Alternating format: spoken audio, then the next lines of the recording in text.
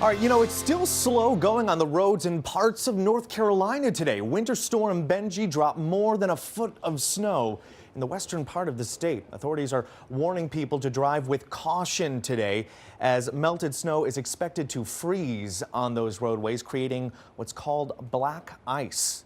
These conditions can be very deadly, very dangerous out there, especially for people in the southeast. We don't normally see this. I want to take you back to the 9th when we saw this frontal boundary bring in that major snowfall. Of course, we're talking about snowstorm Benji here, stretching through Atlanta, but it goes all the way into Louisiana, just north of New Orleans. We're talking around Hammond out there. Now let's go to the 10th.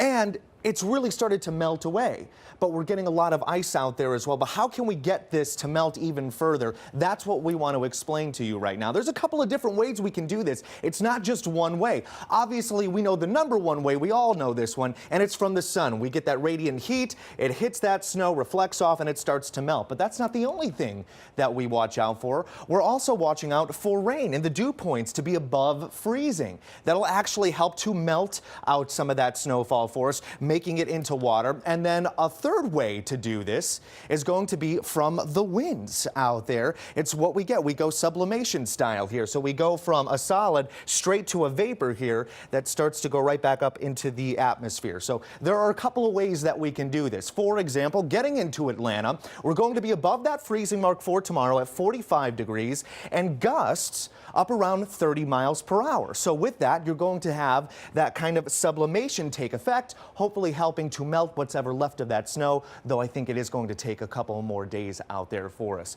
The next several days after that, decent amount of sunshine, but lighter on the winds. We're trying to tick up these temperatures, getting to where we're supposed to be for this time of year, upper 50s both Sunday and Thursday.